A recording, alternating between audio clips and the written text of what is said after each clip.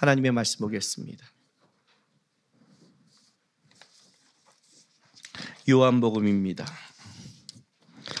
하나님의 말씀 요한복음 6장 60절에서 69절까지 말씀 우리 한 절씩 교독하겠습니다.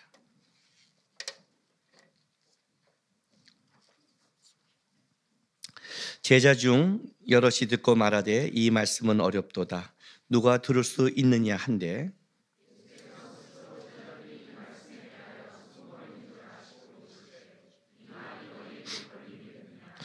그러면 너희는 인자가 이전에 있던 곳으로 올라가는 것을 본다면 어떻게 하겠느냐?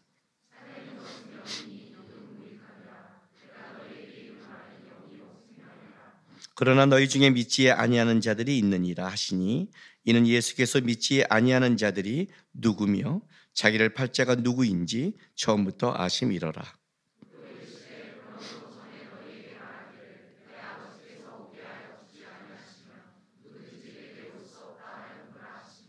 그때부터 그의 제자 중에서 많은 사람이 떠나가고 다시 그와 함께 다니지 아니하더라.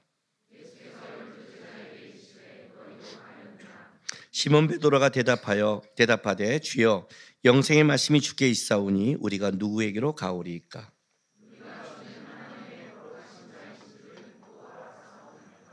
아멘. 올해 우리 교회 표가 그래도 예수 그래서 함께라는 표현을 우리가 가지고 있습니다.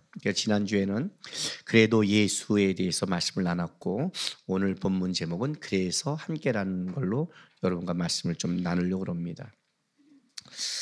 우리가 하나님을 따라가고 하나님을 아는 데 있어서 하나님은 우리에게 어떻게 일하시냐면 여러분 각자에게 나타나서 계시와 어떤 말씀을 주면서 각자를 끌어가는 것은 아닙니다. 물론 우리가 각자 하나님과 교제하지만 하나님의 방법은 1600년 동안 40여 명의 성서 기자를 통해 그들이 하나님께 받은 그들의 말씀을 객관화시킵니다. 이게 객관화라는 겁니다. 그래서 우리가 이렇게 말합니다. 하나님의 계시가 문자에 제약을 받는다. 하나님의 계시가 일로 다 들어가는 겁니다. 그리고 그 계시가 오늘 이 현장 속에 다시 확장되는 겁니다. 말씀의 해석을 통해서. 거기에 가장 중요한 건 우리가 이 말씀을 어떻게 바라보고 믿냐가 중요한 겁니다. 여러분이 각자 받은 계시나 하나님과 관계하는 신앙의 모든 것이 어디에 제약을 받냐면 객관적인 말씀에 제약을 받는 겁니다. 그것이 여러분이 말씀을 듣는 이유고 성경을 묵상하는 이유며 우리가 하나님의 뜻을 물어가고 따라가는 이유입니다. 하나의 문자화 시켰다. 이 말은 무슨 말이냐면 하나님이 우리가 살아가는 시간과 공간 속에 우리가 이해하는 식으로 접근했다는 뜻입니다. 그죠? 우리가 이해하는 합리적인 생각. 합리적이라는 것은 우리는 순서가 맞아야 된다는 거죠. 과거, 현재, 미래. 이렇게 너가 내일 나한테 돈을 꿔갔으니까 오늘 갚아. 이런 것도 안 되잖아요. 그러니까 우리가 순서에 맞는 합리적이라는 이성적 생각과 또 우리가 문자를 읽고 이해할 수 있는 이 구조를 통해 우리한테 얘기하십니다. 그래서 우리는 성경을 볼 때 가장 중요한 게 뭐냐면 하나님의 이거에 대한 문자와 해석을 볼 때 어떤 관점에서 봐야 되냐면 하나님이 강조한 게 뭐고 하나님이 나에게 말하고 싶은 게 뭐냐를 보는데 먼저 초점을 맞춰야 됩니다. 왜냐하면 우리는 우리가 어떤 거를 이해하고 할 때 내가 급하고 내가 필요한 쪽으로 그거를 끄집어오는 속성이 있습니다. 그러니까 그 잘못된 이해와 해석을 하게 해놓고 나서 하나님이 왜 그래라고 오해하는 겁니다. 그게 바로 강조점이라는 겁니다. 그러니까 문자를 볼 때 굉장히 중요한 겁니다. 그래서 우리가 뭘 봐요? 주어, 동사, 목적어 이런 거 찾아가죠. 베란강 국어 시간이 됐습니다. 그렇죠? 예. 이제 그런 걸 볼 때 또 하나 우리가 보는 게 뭐냐면 접속사라는 것을 잘 봐야 되는 겁니다. 접속사. 왜냐하면 그거에 대한 그 강조점에 따른 이해가 다르기 때문에 그렇습니다. 제가 신앙생활하면서 이제 오래 하나님께 열심히 하다 보면 하나님 앞에 이런 게 있잖아요. 자기 안에 하나님을 간구하고 나갈 때 하나님의 말씀을 붙잡고 나갈 때 하나님에 대해서 말씀이 이렇잖아요 하고 하나님과 얘기하는 게 있잖아요. 저도 이제 신앙생활하면서 우리가 이제 들은 많은 얘기들, 조지 밀러가 5만 번 이상 기도응답을 받았다. 어떻게 받았냐? 비법이 그런 기도 제목이 있을 때 그냥 간절한 감정적 간구가 아니라 하나님의 말씀을 찾았고 말씀에 나오는 걸 붙잡고 주의 말씀이 이러니 하나님 이렇지 않습니까? 그리고 하나님 응답하셨다. 그러니까 저도 이제 그런 걸 보면 어떻게 되죠? 비법을 알았으니 찾는 거죠, 그죠? 저에게 청년 때 가장 큰 간구 중에 하나는 뭐였냐면 크게 두 가지였습니다. 하나는 가족 구원이었습니다. 그리고 또 하나는 뭐예요? 그 끔찍한 빚, 끔찍한 가난, 그 끔찍한 속에 하나님 좀 풀어주십시오. 이 두 가지가 나한테는 가장 컸죠. 그러다가 이제 기도하는데 하나님의 그 내가 보이는 상황 속의 응답은 보이지 않고 본인의 구원은 기도를 30년이 했는데도 드러나지 않고 그리고 내가 하나님 앞에 그렇게 열심과 특심을 다해 일했다고 생각했는데 나의 집에 가난과 어려움은 더 최악으로 떨어져 가고 있고 이렇게 떨어지니까 이제 기도하다 보니까 그냥 이제 하나님을 좀 따질 때가 오잖아요. 저도 따졌죠. 어떻게 해요? 사도행전 16장 31절, 마태복음 6장 33절 말씀을 갖고 일단 따지기 시작했어요. 자, 마태복음 6장 33절 보세요. 듣고 보고 배운 건 있으니까 우리가 너무나 잘 아는 말씀이죠. 그런즉 너희는 먼저 그의 나라와 그의 의를 구하라. 그러면 이 모든 걸 너에게 더하시리라. 그잖아요. 하나님, 내가 그의 나라와 그의 의를 구했잖아요. 왜 이렇게 당당했냐면 저는 청년 때 열심히 특심이었던 사람이에요. 열심히 특심이었어요. 고3 때 부모님이 사라지시고 나서 1년을 이렇게 냄비에다가 밥솥 냄비에다가 물을 넣어서 곰표 밀가루를 사다가 반죽을 해서 수제비를 넣고 간을 맞추기 위해 우리 김치 담그는 굵은 소금, 그 집에 그거밖에 없었어. 맛소금도 아니고 그걸 넣어서 짠맛을 내서 그것만 하루에 한 끼 먹었죠. 그때 중3인 내 동생은 학비도 없고 차비도 없어서 학교를 걸어왔다 오면서 점심때 밖에 나가 수돗물을 배를 채웠고 집에 오면서 힘이 없어 중간에 주저앉았어요. 그러면서 집에 와서 그 한 끼의 수제비를 먹고 버티고 그 다음날 굶고 학교를 다닌 1년을 그렇게 다녔어요. 차비가 있으면 동생 등록금을 내야 돼서 차비를 아꼈고 나는 차비를 아꼈기 때문에 2시간을 교회를 걸어와서 예배를 하고 봉사를 했어요. 이 정도면 그의 나라와 그의 일을 위해 애쓴 사람 아니에요? 이 정도면 아침 8시부터 저녁 10시까지 봉사했어요. 굶고도. 주일날 참 좋았어요. 점심을 먹을 수 있었고 저녁을 먹을 수 있어서. 봉사하면 그렇게 봉사했어요. 열심히 특심 아니에요? 근데 어떻게 우리 집은 빚을 더 져요? 어떻게 최악으로 치어요?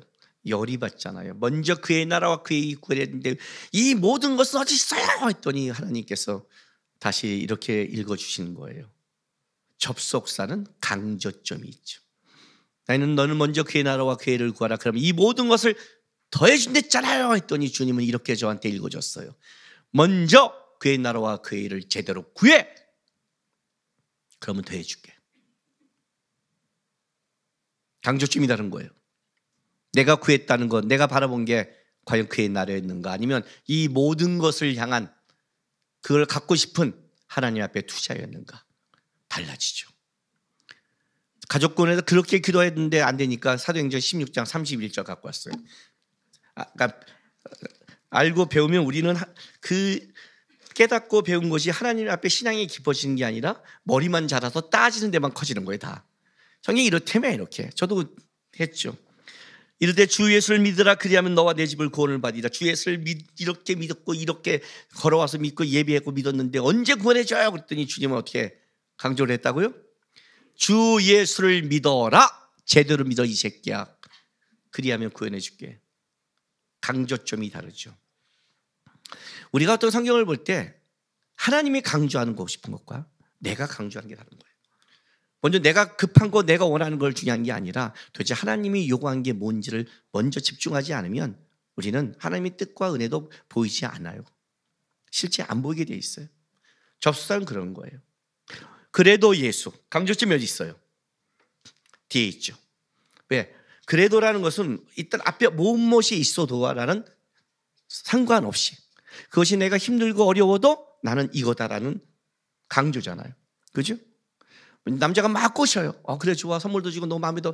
그래도 싫어. 이렇게 될 수 있고. 그잖아요. 그래도가 D가 중요하잖아요. 막 남자가 뭐 그래요. 결혼하는데 키도 작아요. 고등학교 졸업하지 않았어요. 그리고 문제도 있는 것 같아요. 가난해요. 근데 이렇게 말하는 거죠. 키도 작고 그런데 난 그래도 저 남자랑 해. 예. 우리 아내가 그렇게 했으니까요. 내가 키 작고 고등학교밖에 졸업 못했지만 그래도 김남국과 살면 절대 하나님 떠나지 않을 것 같고, 김남국이 교회 봉사한 걸 보니까 빠릿빠릿한 걸 보면 저 사람은 아내를 위해 리아가를 끌겠다. 자기를 책임져 주겠다. 그래도 이렇게. 그러니까 앞에 어떤 내용이 중요한 게 아니에요. 강조점이 뒤에 있는 거죠. 그래도 예수는. 그래서 함께는 뭘까요? 강조점이 앞에 있죠. 너랑 성격이 안 맞는 것 같아. 너랑은 문제 있는 것 같아. 상황이 아닌 것 같아. 그래서 헤어지자. 이럴 수 있고. 야, 너랑 나는 뭐가 잘 맞아. 뭐가 되는 것 같아. 그래서 만나자. 앞에가 있죠. 그래서는. 그러니까 그래서라고 할 때 우리는 앞에 내용이 무언가를 주의 있게 봐야 되죠. 그런데 그래도와 그래서는 우리에게만 있는 건 아니죠. 세상 살아가면서 여러분도 어떤 걸 결정할 때 이것이 우리에게 수없이 벌어지는 사람들의 상황 속의 이야기가 여기 다 담겨 있어요. 믿는 사람이 아니라 안 믿는 사람도 난 그래도 이렇게 할 거야. 난 그래도 내 거 할 거야. 내 뜻대로 살 거야. 난 그래서 이렇게 할 거야. 난 그래서 너와 해. 난 그래서 너랑 안 만나. 이거는 누구에게나 벌어지는 거예요. 그렇다면 그래도와 그래서는 그 내용에 따라 그가 신앙인인가 아닌가를 점검하는 기준이 돼요. 여러분의 결론이 그래도 뭘로 남느냐? 그거에 따라 여러분이 예수님을 따라가는 자냐 아닌 자가 나오겠죠. 세상 사람은 그 그래도가 예수가 아니라 다른 결론을 맺을 거예요. 그 그래도가 자기가 원하는 것, 자기가 꿈꾸는 것, 자기가 바라는 삶. 여러분의 신앙을 생각할 때 항상 점검하는 게 이거예요. 대부분의 사람들은 조금만 정신을 차리면 자기의 신앙을 알아요. 왜? 진짜 내 삶에 그래도 예수인가? 끔찍한 문제를 당해도 그래도 예수인가? 알죠. 어디서 예수가 아닌가 알죠. 그래서 함께인가? 체크해보면 알죠. 그래서 난 누구와 함께하는가? 나는 그래서 예수와 함께하는가? 그래서 나는 믿음의 사람과 함께하는가? 나는 민자와 함께하는가? 다르죠. 여러분의 삶의 기준이죠. 그죠? 나는 사람을 보는 기준이 딱 두 가지밖에 없어요. 하람이와 하준이한테도 그랬고 많은 사람이 나한테 할 때도 한 두 가지밖에 안 봐요. 왜 이 사람을 만나야 돼? 하나님을 사랑하니까. 왜 이 사람을 만나야 돼? 성품이 함께할 수 있으니까. 이거 뒤에는 나는 사람에게 볼 게 없다고 생각해요. 나머지는 다 변하는 거예요. 그가 갖고 있는 가진 것, 그거는 그냥 사라질 거예요. 그게 그래서의 조건이 된다면, 그래서 함께할 조건이 된다면 그거는 신앙인의 조건이 아니죠. 사실 체크해보면 알잖아요. 근데 우리는 그걸 체크를 안 해요. 왜요? 싫으니까. 예수를 그래도 예수고 그래서 함께한다는 거 한다면 여러분이 내려놓을 게 많으니까, 포기할 게 많으니까. 그래서 그래도와 그래서는 사실은 거기에 뭘 담기냐면 신앙의 내용이 담겨 있는 거예요. 그런데 그 그래도와 그래서가 갖고 있는 내용이 그렇게 만만치 않다는 거예요. 만만치 않아요. 어떤 사람이 그 자꾸 짜질짜질한 문제일지 모르지만 실제 인생을 살아가다 보면 그 그래도라고 고백하는 것. 제가 그래도 예수할 때 여러분과 나눈 본문은 욥기였어요. 그렇죠? 욥이 그의 재산이 다 날아가고 자식 10명이 다 죽어도 그래도 하나님입니다. 여러분은 남는 게 뭡니까? 올 한해 이걸 나눴어요. 그러나 여러분, 욥이 그 마지막 결론이 그가 입술로 원망하지 않고 안 안았더라는 이 고백. 여러분 이 고백을 어떻게 보세요? 아, 원망하지 않는구나, 훌륭하다 이렇게 보십니까? 아닙니다, 여러분. 원망에 담겨 있는 인생의 무게의 크기를 아세요? 여러분 이런 고민 해본 적 있으세요? 왜 하나님이 이렇게까지 하실까? 왜 하나님이 나에게 이런 일을 겪게 하시나? 왜 나에게 이런 일이 생겨? 도대체 내가 당하는 이 원망과 고통이 하나님의 뜻과 무슨 상관이 있어? 우리는 이러잖아요. 하나님의 뜻 안에 있어. 하나님의 뜻이야. 도대체 이 원망마저도 하나님의 뜻이라는 걸 어떻게 받아들일래요? 저는 지난주 일주일 동안 이 문제에 많이 고민하기 시작했어요. 지난주 일주일 동안 우리 교회는 슬픈 일을 당했어요. 그걸 어떻게 이해를 해요? 어떻게 설명을 할 수 있을까요? 왜 이런 일이 벌어져야 되는데? 그래도 예수 때문에? 왜 이런 일을 내가 겪어야 되는데? 그런 일을 겪는 게 도대체 하나님의 뜻과 무슨 깊이가 있어? 욥기를 보면 알 수가 없는 거예요. 몰라요. 입을 다물더라. 원망하지 않고 그 원망이 갖고 있는 넓이와 크기가 얼마나 대단해요. 쉽지 않죠. 그런 인생의 말도 안 되는 이 질문 앞에서 그래도 예수고, 그래서 함께라는 이 말을 한다는 것은 이거는 쉬운 고백이 아닌 거예요. 그럼에도 불구하고 우리는 하나님의 말씀을 찾아가야 되고, 왜 예수인가를 싸워야 되는, 왜 그래도 예수여야 되고, 왜 그래서 함께해야 된다는 이 문제 앞에 우리는 고민해야 돼요. 한 가지 분명한 건 이거예요. 이 문제가 과연 우리가 이해할 수 있는 문제인가요? 오늘 우리가 읽은 본문이 그 문제에 대해서 우리가 하나를 제시해 줘요. 요한복음 6장. 예수님께서 쭉 앞에 6장에 생명의 떡에 대해서 말씀을 전하고 나서 6장 60절부터 61절에 이렇게 말을 해요.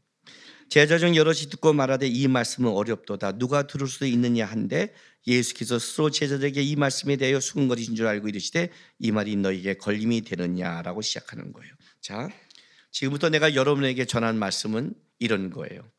내가 이해하지 못하는 말씀을 여러분에게 전해야 돼요.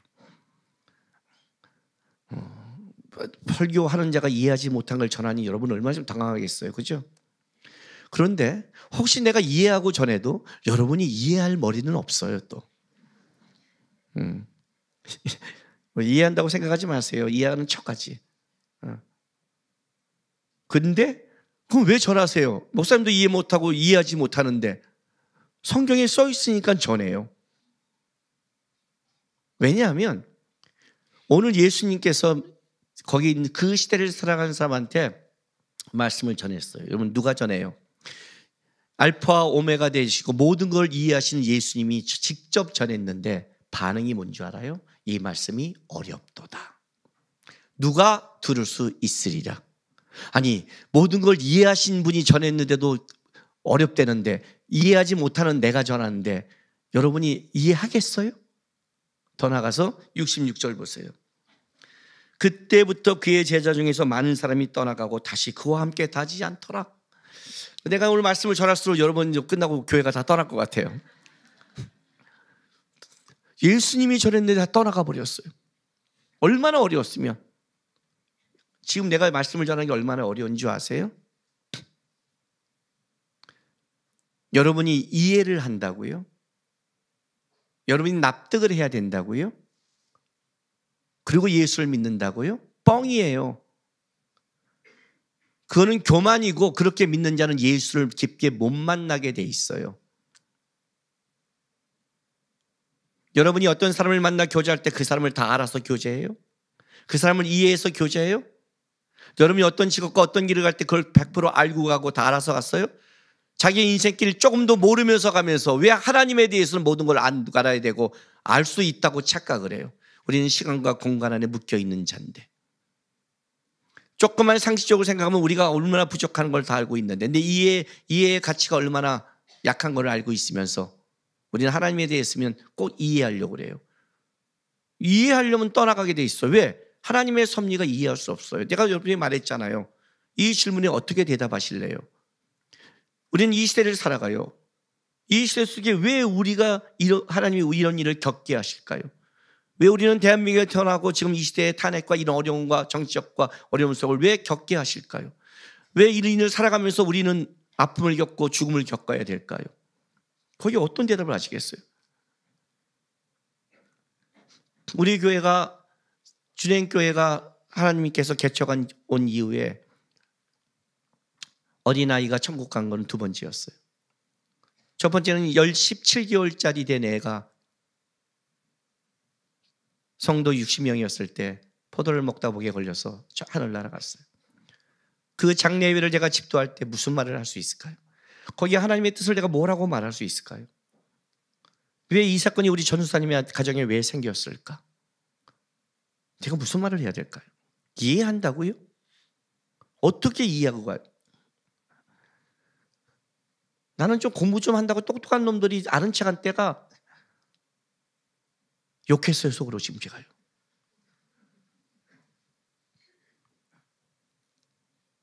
진짜 무식한 거예요, 그놈은요. 공부에 책 좀 읽었다 보지 무식한 거예요. 왜냐하면 인간은 자기를 아는 게 깊어지는 거거든요. 사람은 알고 공부하면 공부할수록 얼마나 자기가 무지함을 알게 되는 거예요. 하면 알아요. 진짜 공부할수록 무지를 아는 거예요. 제대로 안 하니까 지가 잘난 줄 아는 거죠. 이해할 수 없는 거예요. 왜? 하나님이 우리에게 던진 인생이 이해하지 못하는 길을 가고 있는 거예요. 욥이 가장 어려운 점이 이 부분이었어요. 이해하지 못하는 길을 가고 있다예요. 이해하지 못하는 길을 가고 있다. 그러니까 이해하려고 하지 마세요. 지금부터. 어떻게 하면 어떻게 해야 되는가? 하나님이 왜 우리를 문자로 이걸 기록한 줄 아세요? 여러분 이걸 100% 이해하지 못해요. 물론 그 문자를 통해 어느 정도는 여러분에게 깨닫게 해주는 해서 문자를 담았지만 결국은 아무리 가르쳐도 예수님이 직접 가르쳐도 우리의 한계는 알 수 없는 한계를 가지고 있어요. 그리고 말씀을 봐야 겸손이 되고 겸손하게 봐야 하나님이 무엇인지를 그래도 희미하게나 바라볼 수 있는 거예요. 오늘 이 요한복음의 말씀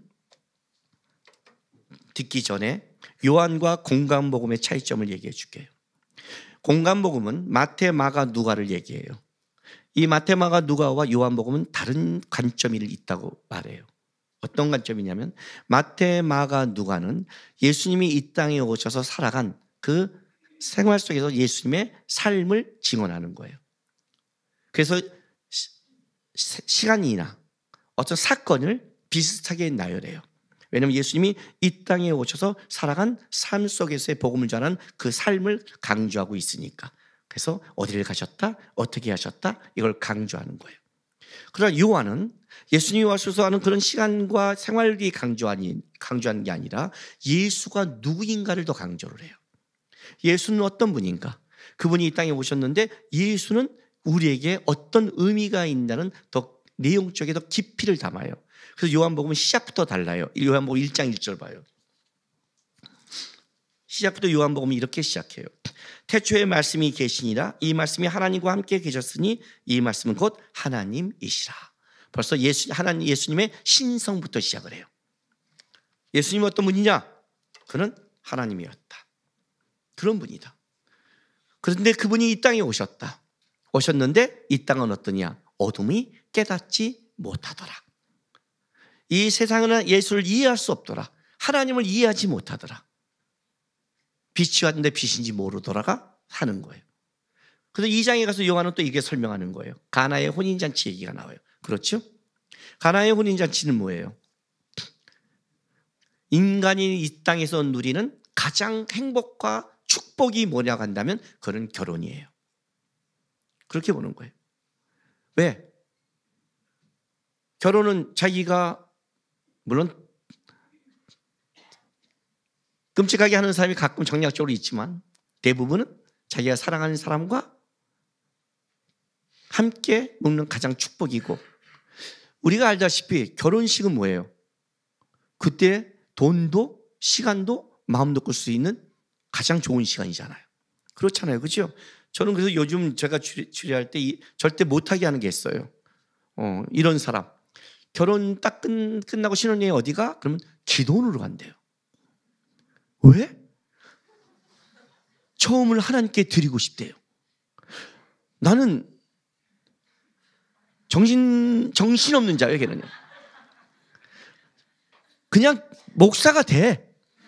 선교사가 되고, 뭐 치사하게 뭐 신혼여행 일주일만 드리려고 그래. 그냥 평생 드려. 아주 그때는 신앙인 것처럼 해요. 왜 희생을 여자가 하고 희생을 남자가 해요? 먼저 우리 중에 그런 사람이 있으면 회개하세요. 저는 요즘 뭐냐면 결혼식 가면 신혼여행을 가려면 좋은 데 가라고 그래요. 왜? 그때가 유일하게 어디서나 직장에서나 시간을 비울 수 있고 돈을 좀 써도 이해받을 수 있는 때예요. 그때가 유일해요. 유럽 가서 크루즈 타든지 뭐 하든지. 그리고 신혼여행 가도 제가 뭐라는 줄 아세요? 인생 계획 짜지 마 그래요. 인생 계획 짜면 싸워요. 미친 듯이 놀아. 나중에 얘랑 헤어지고 싶을 때 와 이렇게 내가 미친 듯이 놀았던 사람이야? 할 만큼 놀아 해요. 왜? 인간이 갖고 있는 이 땅에서 누구나 축복해주고 누구나 그때는 인정해주고 우리도 행복하며 그때 시간과 물질을 써도 괜찮게 인정받는 인간의 가장 큰 축복이라면 그게 결혼이에요. 이 장에 그걸 가지고 노는 거예요. 근데 그 결혼식에 뭐예요? 포도주가 떨어져요. 그렇게 준비했는데 그렇게 했는데 인간의 가장 큰 행복마저도 그들이 완벽하게 준비하지 못한다가 가나의 혼인잔치인 거예요. 거기에 누가 들어가요? 예수가 들어가는 거예요. 인간은 행복을 만들어낼 수 없다예요. 3장에 가서 뭐가 나올까요? 니고데모가 나와요. 니고데모는 좀 더 본질적인 질문을 해요. 물과 성령으로 거듭나지 아니하면 안 된다고 얘기를 해요. 우리가 어떻게 거듭납니까? 어머니 뱃속으로 들어야 됩니까? 안 된다. 고민인 거예요. 어떻게 우리는 새롭게 되는가? 육에 묶인 사람들 속에 소망이 있는가? 없다. 예수로 말미암아 거듭나지 않으면 우리에게는 소망이 없다. 여러분의 인생 속에 행복을 쫓고 새롭게 되고 싶은 욕구가 있어도 될 수 없다. 맨날 여러분 스스로 결단하고 여러분 스스로 하고 내가 잘해줄게 해도 할 수 없다. 사람을 고를 때 가장 중요한 게 뭔지 아세요? 저는 그래서 신앙을 봐요. 우리 아내와 결혼할 때 제가 이런 말을 한 적이 있어요. 우리 아내 예뻤어요. 이거를 이런 반응 보이면 안 되는데. 그리고 여러분 우리 아내를 봤기 때문에 아멘을 해줘야 되는데. 우리 아내 예뻤어요? 아 이러면 예뻐요? 큰일 났네. 내가 지금 갈 뻔했네요. 그죠? 과거형을 쓰다니.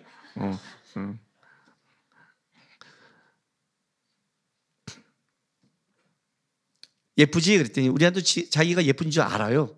또 예쁜 사람은 또 지가 예쁜 줄 알고 똑똑한 놈은 지가 똑똑한 줄 알아요. 그래서 제가 이 말했어요. 내가 당신을 사랑할 수 있는 유일한 유효 시간은 10년이야 그랬어요. 나는 한 남자가 여자를 10년 이상 사랑할 수 없다고 보는 사람이에요.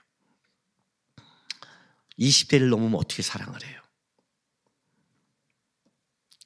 남자가 좋아하는 여자 나이 20대인데 30대 남자, 40대 남자, 50대 남자, 60대 남자, 70대 남자가 좋아하는 모든 여자는 20대라는데 배랑아 왜 청년 2부부터 벌써 확 힘들죠? 드리면 벌써 꿈이 사라졌죠? 여러분의 사랑으로 누구를 사랑할 수 있다고 생각하세요? 그런 교만을? 저는 없다고 생각해요. 없다고 생각해요. 우리 아내한테 이런 말을 했어요. 평생 하나님 사랑했으면 좋겠다고. 나도 하나님 사랑하겠다고. 우리가 서로 하나님을 사랑하게 되면 그 사랑 안에서 깊어진다고 나는 믿는다고. 우리의 사랑의 한계는 10년 이상을 안 갈 거라고 했어요. 우리 안에 뭐 어떻게 새롭게 되는데 내가 노력으로? 아니요. 거듭남은 예수가 와야 돼요. 그게 바로 3장 얘기예요. 4장에 가면 뭐가 나와요? 사마리아 여인 수가성이 나와요. 아주 재밌는 장면이에요. 난 12시에 물을 들어왔는데 예수가 만나요. 그리고 묻는 거예요. 물에 대해서 얘기하죠. 목마르지 않는 물 주십시오. 남편을 데려와라. 없습니다. 그렇지. 5명 있어도 그것도 아니었지 그래요. 이게 무슨 말이에요 여러분? 그 여인이 남편 5이 된 게 뭘 상징해요? 와, 남자에게 환장한 여자냐? 아니에요, 여러분. 그건 그런 부분이 아니에요. 그 정도의 남자에 미쳐서 아무 생각 없는 여자라면 예수가 가지 않아요. 이 여인은 목마름이 있는 여자였어요. 어떤 목마름? 5명의 남자를 만나도 위로받지 못한다는 걸 아는 거예요. 제가 우리 보아스 결혼한 사람들이 이렇게 말을 해요. 야, 내가 이 여자 안 만나고 다른 여자 만났으면 똑같았어요. 5번 살아보면 여자가 얘기했잖아요. 바꿔봐도 아니더라. 이 여자의 증언이에요. 위로받지 못하더라. 결국 세상 사람에게는 위로받지 못하더라가 이 여자의 말이에요. 목마르더라. 목마르더라. 내가 이 남자 안 만났으면 다른 남자 만나면 뭘 똑같죠 뭐. 지가 변화 안 됐는데 뭐가 되겠어요. 살아본 사람의 말을 들으세요. 살아봤잖아요 이분이요. 그죠? 안 되더라. 안 되더라. 근데 영과 진리로 예배할 때가 오느니 곧 이때라. 그가 하나님을 예수를 만나고 예수 안에 왔더니 다시 사마리아성에 뛰어갈 수 있는 회복이 벌어졌어요. 그 얘기를 하는 거예요. 어디서 위로를 받을래? 왜? 한 날 더 먹으니까 한 살은 나이 더 먹었는데 내 옆구리가 허전하다. 허전하세요? 가장 좋은 애인 소개해 줄게요. 위로는 안 되겠지만 예수라는 애인이 있어요. 그놈의 애인 참 그렇죠? 안 되죠? 인생에 예수가 안 되죠? 근데 요한은 그 얘기를 하는 거예요. 누구한테 세상에 위로가 있다고 생각하니? 세상에 어디 가면 너를 만족시키는 사람이 있다고 생각하니? 살아보고 안 되더라. 그 여인이 있더라. 그 얘기를 하는 거예요. 5장에 가면 뭐가 나온 줄 아세요? 요한은 또 이렇게 생각해요. 베데스다 못에 갔더니 어떤 안진뱅이가 앉아 있어요. 못 일어나요. 예수님이 가다 물어요. 왜 그러냐? 저 못에 천사가 내려오면 제일 먼저 들어간 사람이 낫는다는데 나는 방법을 알고 있는데 나를 데려갈 한 사람이 없습니다. 나를 빨리 데려갈 나를 고친 이 세상에 한 사람이 없습니다. 요한이 이렇게 말하는 거예요. 그 한 사람이 네 앞에 있다.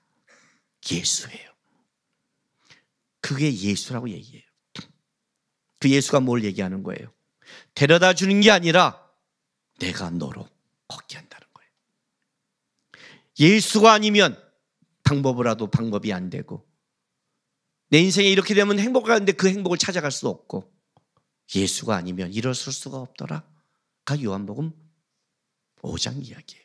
요한은 계속해서 요한복음이 뭘 얘기하면 그 얘기를 하는 거예요. 이 땅에 오셔서 공간복음 속에 살아가신 예수, 구원과 십자가 영광을 이루는 그 예수가 어떤 분이냐. 그 예수 없이 니네 안에 혼인잔치 행복을 만들어낼 수 없고 예수 아니면 거듭날 수 없고 예수 아니면 위로받을 수 없고 예수 아니면 일어날 방법이 없더라를 얘기해요. 그리고 요한복음 6장으로 들어가는 거예요. 그 예수가 사복음서에 다 기록한 오병이어의 기적을 일으켜요. 그가 진짜 생명의 떡임을 가르쳐줘요. 그리고 나서 요한복음은 무리를 걸어오신 장면을 간단하게 언급해요. 왜? 그 다음을 말하고 싶었어. 그 무리를 걷는 것은 제자에게 나타나는 복음서에는 공간복음은 자세히 말했지만 요한은 그 뒷 얘기를 하고 싶은 거예요. 그를 건너갔을 때 어떤 일이 있는가.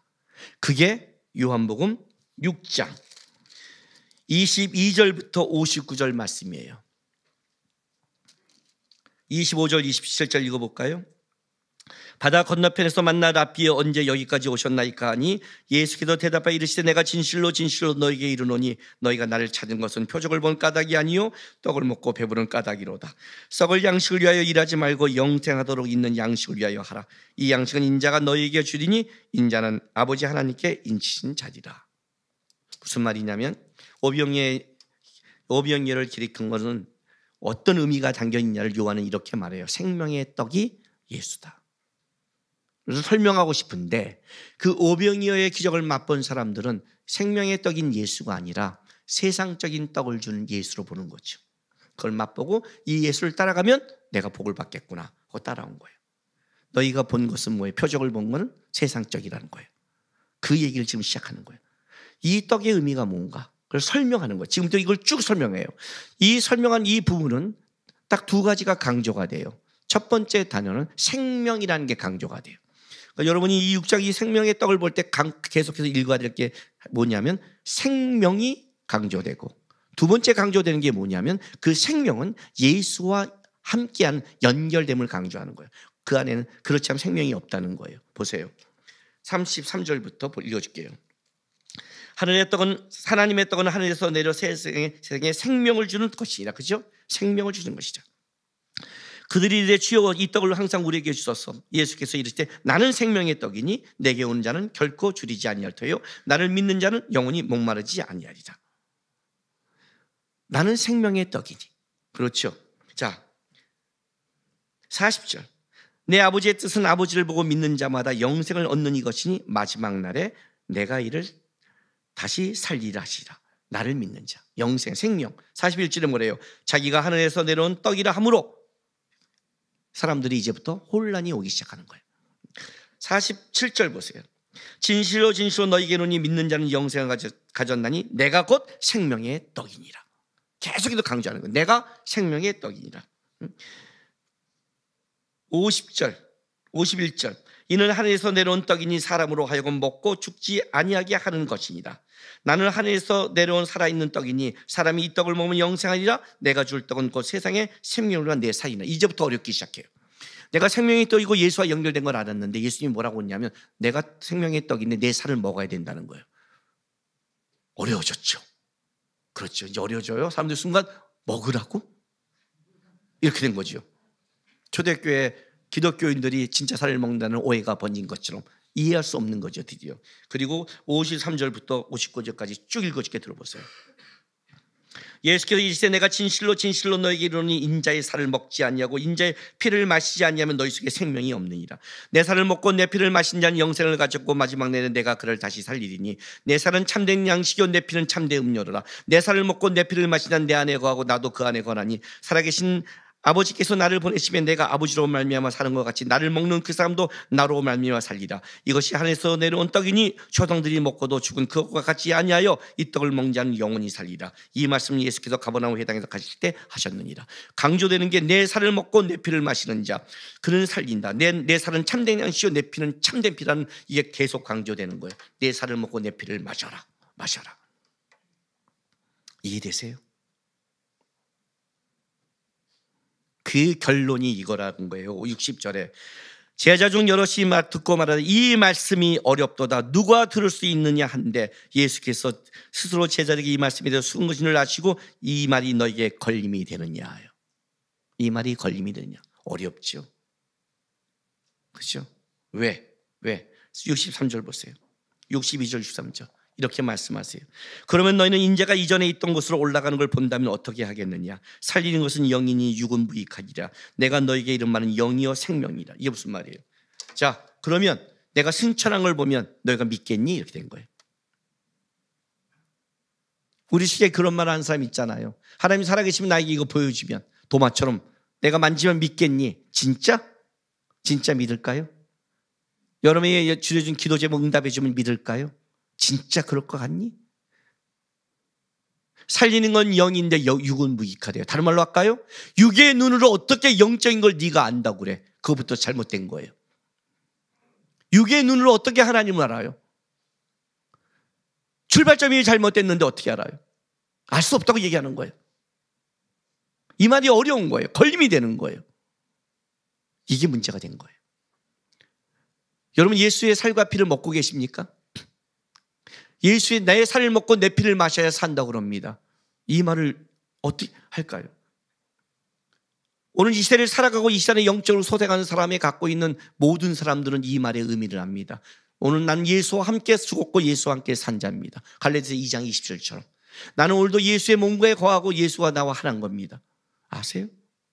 여러분 중에 지금 이 안에 영적으로 소생하는 모든 자는 예수의 피와 살을 먹고 마시고 살아가는 자들입니다.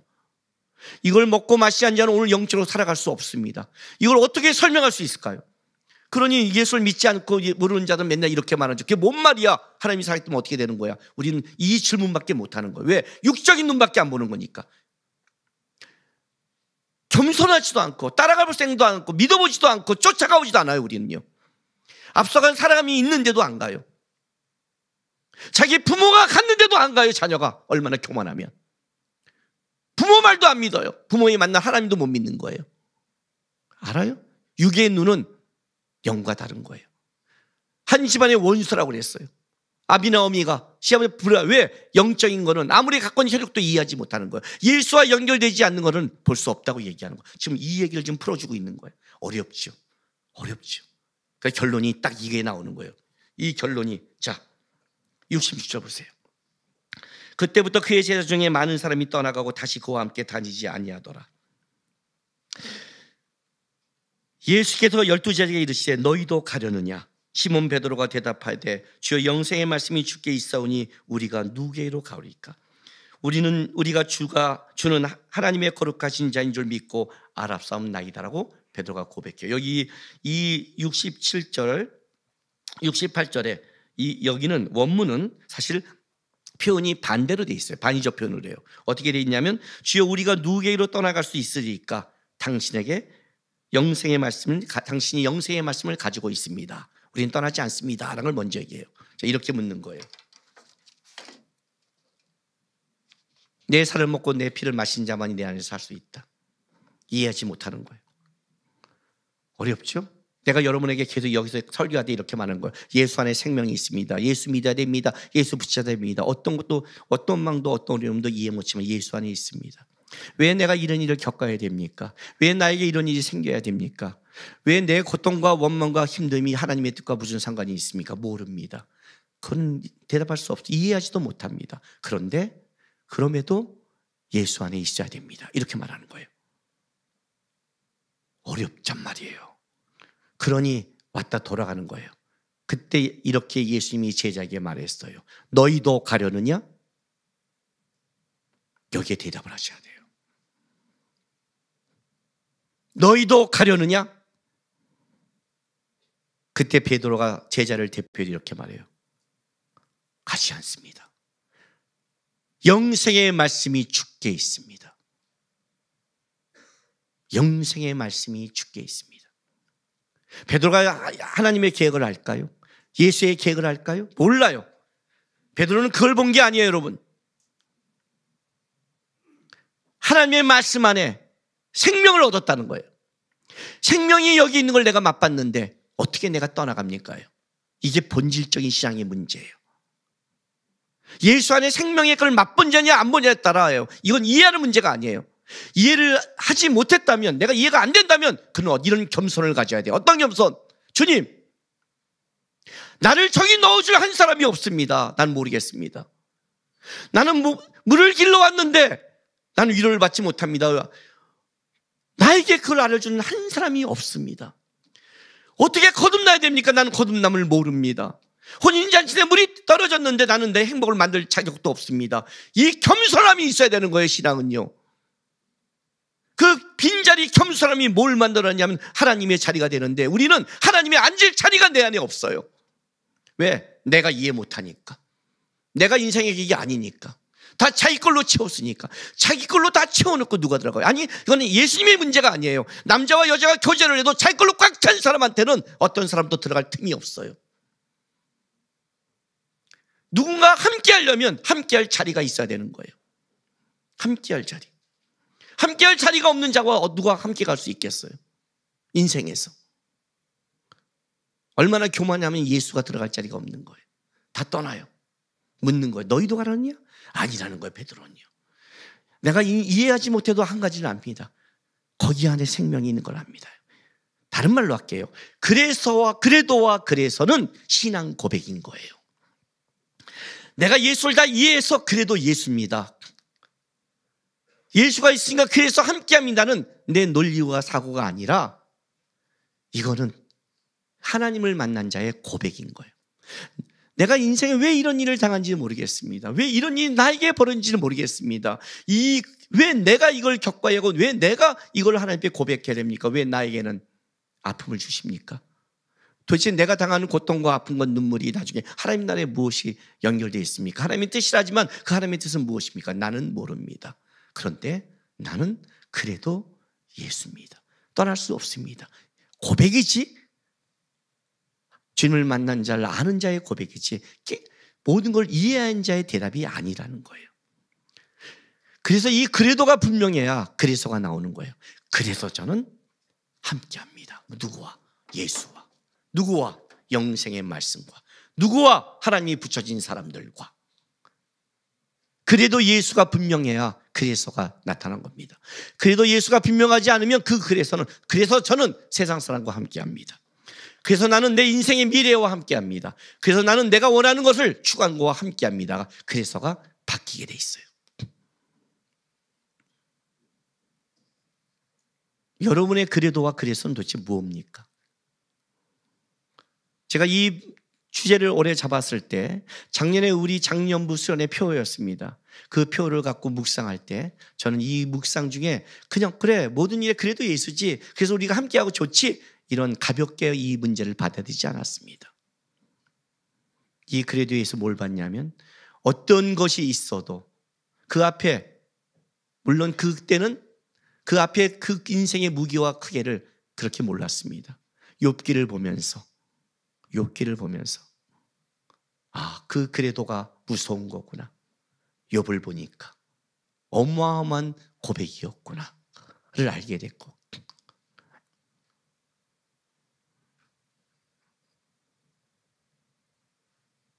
우리 교회 그 7살짜리 아기가 하늘나라 갈 때 그때도 그래도 예수를 고백하는 이 고백이 뭔가, 어떤 것인가.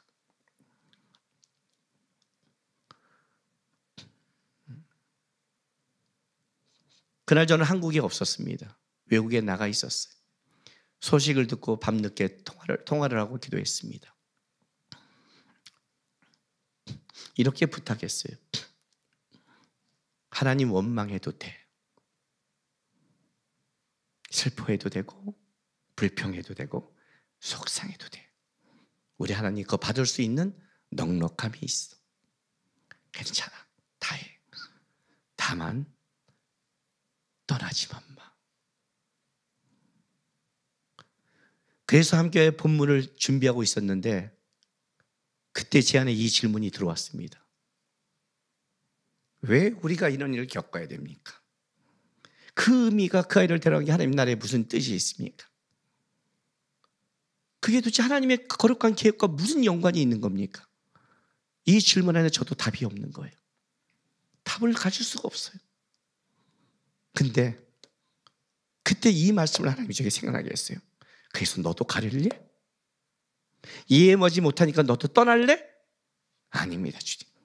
그래도 저는 예수 안에 답이 있다고 봅니다.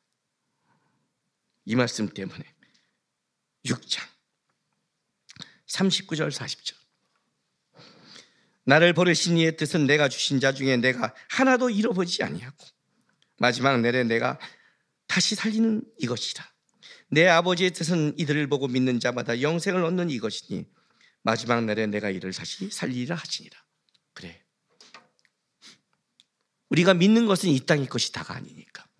그는 살아있고 우리는 만날 거니까. 내가 하나님의 뜻을 아는 것은 이 다음에 천국 가서 알겠지만, 하늘나라 가봐야 내가 그 의미를 알겠지만, 내가 이때에서 하나님 이해해서 주를 예수를 믿은 게 아니었습니다. 주님이 나를 만나서 알았습니다. 지금도 내가 인생을 살아가는데 내가 이해해서 간 적은 없습니다. 나는 예수를 알기에 갑니다. 그 안에 생명 있게 갑니다. 여전히 하나님 그 대답은 똑같습니다. 이해하지 못합니다. 그래도 예수고, 그래서 우리는 함께 할 거고, 우리는 믿음의 사람과 말씀과 평생 함께하며 이 길을 하나님이 걷겠습니다. 예수를 향한 고백이고 예수를 알게 하는 신앙 고백이지 우리의 머리에 이해로 가는 게 아닙니다. 여러분 살면서 이 문제 앞에 계속 부닥치고 우리는 세상 사람한테 질문을 받을 수 있을 겁니다. 대답할 수 없습니다. 우리도 모릅니다. 근데 우리가 아는 게 있습니다. 예수를 아는 것뿐입니다. 거기에 생명이 떡이며 그것이 마지막 날에 산다는 걸 우리는 알고 있는 겁니다. 그 예수가 있기에 우리는 이렇게 고백하는 거예요. 예수와 함께 하겠습니다.